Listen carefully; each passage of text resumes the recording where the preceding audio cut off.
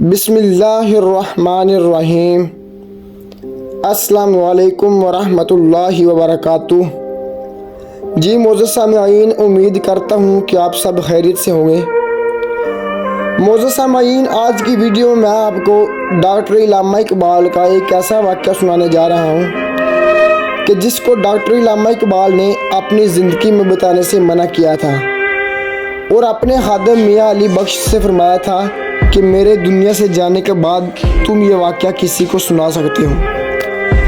Doctor इल्लामा Iqbal के खादिम मियाँ अली बख्श को इल्लामा इकबाल के यहाँ ऐसा नाकाबिले फरामोश वाक़या पेश आया जिसे वो उम्र भर याद करते रहे। मुजाहिद मिल्लत हज़रत मौलाना मोहम्मद अब्दुल सत्तार नियाज़ी इस वाक़े के असल रावी थे।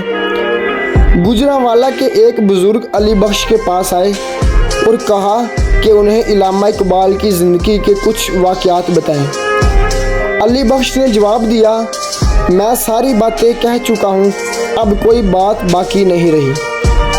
जब उस बुज़ुर्ग ने इसरार किया तो अली बख्श ने कहा, हाँ एक वाक़या ऐसा है जो पेश आया, मगर इल्लामा इकबाल ने उसकी तफसीलात मुझे नहीं बताई। एक रोज़ वो यानी इल्लामा इकबाल साहब मेरी फ़दा कराना हिदमत से मसरूर थे और मुझे कहा कि अली बख्श बताओ तुम्हें क्या दूँ कि तुम खुश हो जाओ। तो मियाँ बख्श अली फरमाते हैं कि मैंने जवाब दिया कि डॉक्टर इल्लामा इकबाल साहब, आपको एक दिन जो मामला पेश आया था और मैंने उसके बारे में आपसे सवाल किया तो आपने बताने से इनकार कर दिया था, वो बताएं।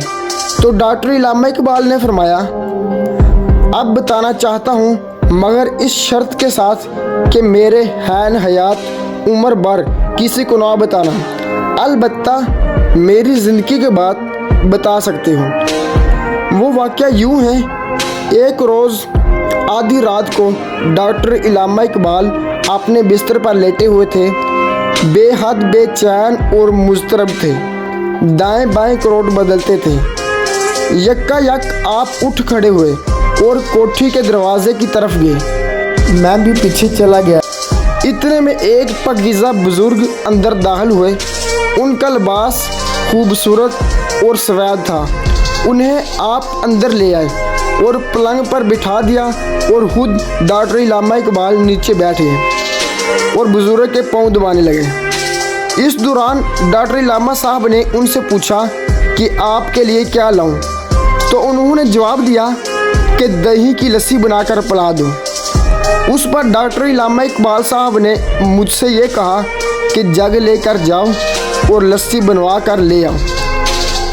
मियाँ अली बख्श फरमाते हैं कि मैं हैरान था कि इस वक्त लस्सी कहाँ से हासिल करूं। डॉक्टर इल्लामा इकबाल फरमाते हैं, बाटी गेट जाकर किसी मुसलमान की दुकान से बनवा कर लाऊं या स्टेशन से जाऊं। मियाँ बख्श अली फरमाते हैं, यूं ही मैं कोठी से बाहर निकला तो कोठी के सामने एक बाज़ार दिखाई दिया जो मैंने पहले कभी नहीं देखा था। बाज़ार में मुझे एक लस्सी वाले की दुकान नज़र आई तो मैं उसके पास गया और उससे कहा कि मुझे जग में लस्सी बनाकर दे दो। उसने जग मुझसे लेकर अच्छी तरह धोया, फिर एक दही की सहनक उठाकर अपने गडवे में लस्सी बनाई और जग में भर दी।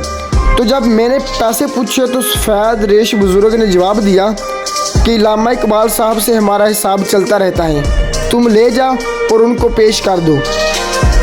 मियाँ अली बख्श फरमाते हैं कि मैं जग लेकर आ गया और हज़रत इल्लामा साहब को पेश कर दिया। हज़रत ने एक गिलास भरकर उन सफ़ेद रेश रूहानी बुज़ुर्ग को पेश किया। उन्होंने पी लिया। फिर दूसरा गिलास भर कर दिया तो वो भी उन्होंने पी लिया। जब तीसरा गिलास भरा तो बुज़ुर्ग ने कहा, खुद पी। काफ़ी देर तक इल्लामा इकबाल साहब उन बुज़ुर्ग के पाँव दबाते रहे और बातें करते रहे।